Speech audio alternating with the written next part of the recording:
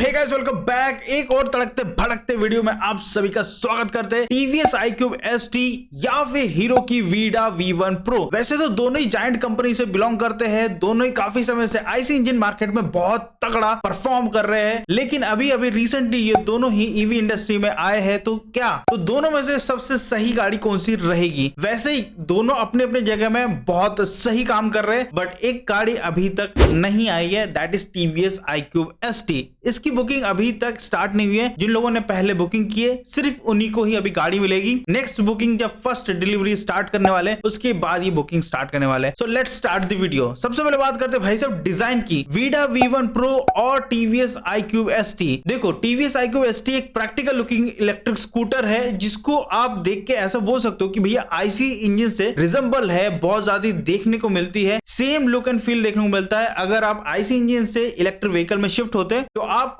TVS iQube सबसे बेहतर लगने वाली है। हालांकि इसमें मिनिमलिस्टिक डिजाइन है। दोनों ही गाड़ी आपको फाइबर में ही देखने को मिलती है, चाहे वो वीडा V1 Pro हो चाहे टीवीएस iQube ST की बात करें। वही अगर मैं वीडा V1 Pro की बात करता हूं जो कि हीरो मोटोकॉर्प की सब्सिडरी ब्रांड है, इनका जो व्हीकल है ये थोड़ा शार्प लुकिंग है, मॉडर्न डिजाइन के साथ आता है और लुक वाइज भी बहुत ही बेहतर लगता है। अगर मैं लुक वाइज बात करूं तो यहाँ पे आपको वीडा की V1 Pro बहुत बेहतर देखने को मिलेगी, बट अगर मैं बात करूं डेली के हिसाब से तो एक फैमिली ओरिएंटेड गाड़ी के हिसाब से देखा जाए तो टीवीएस iQube ST सबसे ज्यादा लोग पसंद करेंगे। और अभी के टाइम में वैसे भी टीवीएस iQube सबसे ज्यादा सेल होने वाली इलेक्ट्रिक स्कूटर है। अभी के टाइम में देखेंगे बड़े बड़े OEM में देखेंगे तो यहाँ पे डिजाइन वाइज देखें तो यस, दोनों में आपको ऑल एलईडी सेटअप देखने को मिलता है, दोनों में आपको एलईडी DRS देखने को मिलता है, दोनों में ही टच स्क्रीन देखने को मिलती है, दोनों में ही turn by turn navigation, Bluetooth connectivity, सारी चीजें आपको देखने को मिलती है दोनों ही व्हीकल में। अब बात करते हैं सबसे इंपॉर्टेंट चीज, वो है बैटरी। यहाँ पे एक गाड़ी में आपको मिलता है fix battery, that is TVS iQube ST। And जो वीडा V1 Pro है ये आती है रिमूवेबल बैटरी के साथ, जो कि कन्वीनियंस प्रोवाइड करता है। जो लोग फ्लैट्स में रहते हैं जहां पे चार्जिंग की फैसिलिटीज नहीं है बेसमेंट में, तो वो लोग बेसिकली वीडा V1 Pro ही चूज करेंगे। बट टीवीएस iQube भी लोग चूज कर रहे हैं, जैसे तैसे करके वो अपने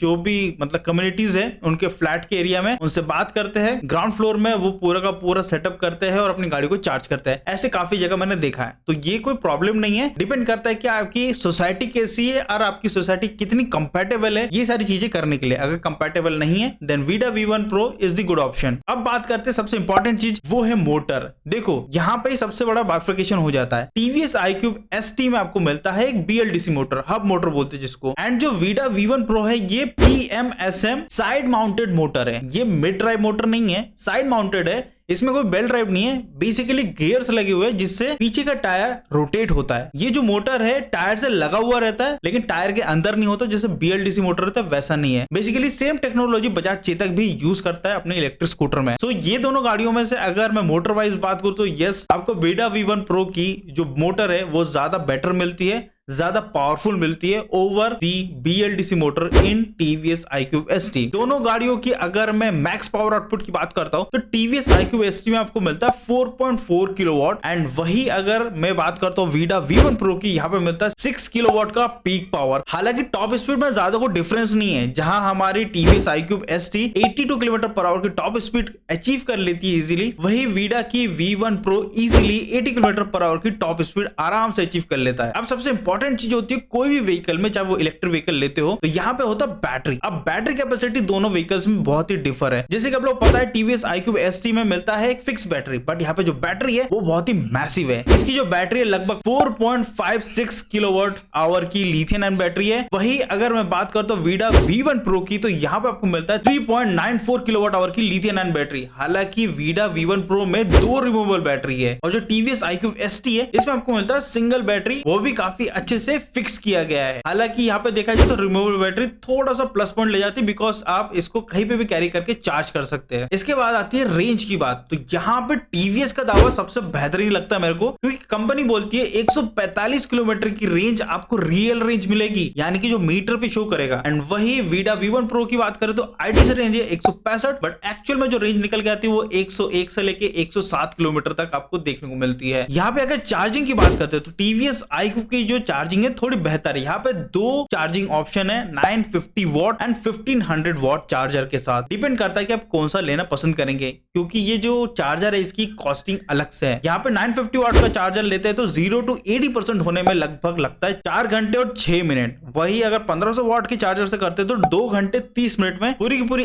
80% तक चार्ज कर देगा। बाकी की जो 20% है उसको चार्ज होने में थोड़ा टाइम लगता है। बट मेरे हिसाब से 80 to 90% के अंदर अगर आपका चार्जिंग हो चुका है तो उसको रोक दो, बैटरी की लाइफ बढ़ती है। वही अगर मैं बात करता हूँ वीडा V1 Pro की, तो इनकी जो चार्जिंग का जो समय है वो लगभग 5 घंटे 55 मिनट, और यहाँ पे दोनों बैटरी को ही चार्ज करना पड़ता है, दोनों बैटरी का यूज कर सकते हैं। बट सबसे अच्छी चीज, सिंगल बैटरी से भी आप वीडा V1 Pro को चला सकते हैं। अब आती सबसे इंपॉर्टेंट चीज, वो है इनके हार्डवेयर, जो कि सबसे इंपॉर्टेंट होता है इंडियन रोड कंडीशन के हिसाब से। तो टीवीएस iQube में मिलता है फ्रंट में टेलीस्कोपिक फोक, पीछे मिलता है डुअल सस्पेंशन सेटअप, बिकॉज यहाँ पे BLDC मोटर है। वही वीडा V1 Pro में मिलता है फ्रंट में टेलीस्कोपिक फोक, रियर में मिलता है मोनो शॉक सस्पेंशन, फ्रंट में आपको डिस्क ब्रेक मिलता है, रियर में ड्रम ब्रेक मिलता है। ये दोनों गाड़ियों में सेम चीज मिलता है। अब बात आती है सेफ्टी की, दोनों ही व्हीकल में आपको मिलता है combi brake system as an standard. अब सबसे मेन चीज आती है कि भैया वीडा V1 Pro की भी लिमिटेशन है और टीवीएस iQube ST की भी अभी के टाइम में लिमिटेशन है। जैसे कि वीडा V1 Pro सिर्फ और सिर्फ 3 सिटीज में अवेलेबल है, वही टीवीएस iQube ST अभी तक रोड्स पे आई नहीं है। रिसेंटली ऑटो एक्सपो 2023 में इसको शोकेस किया गया और इसकी प्राइस अभी भी रिवील नहीं है, but we are expecting around 1.50 to 1.60 lakh rupees. And वही वीडा की बात करें 1,59,000 की ये पड़ती है वीडा V1 Pro। हालांकि दो वेरिएंट है, ये 1,45,000 की भी है एंड 1,60,000 की भी है। तो ये जो मैंने आपको बताया ये 1,60,000 वाली जो वेरिएंट है उसकी, हालांकि सब्सिडी अगर आपकी इधर अच्छी खासी मिलती है स्टेट सब्सिडी, तो ये प्राइस थोड़ा सा और घट जाता है। तो ये डिफरेंस है दोनों में थोड़ा सा। सो अभी के टाइम में अगर मैं बात करूं तो यस, फैमिली ओरिएंटेड गाड़ी आपके लिए टीवीएस ज्यादा बेटर है, लेकिन आपके मॉडर्न फीचर्स मॉडर्न लुक के साथ देखना चाहिए, then Vida V1 is gonna be the best option. But दोनों ही गाड़ियों को इंडिया में एक्सपांशन होने में, वीडा तो सिर्फ अभी मेन स्टेट्स में, आई होप जिन लोगों ने परचेस किया they are loving it. TVS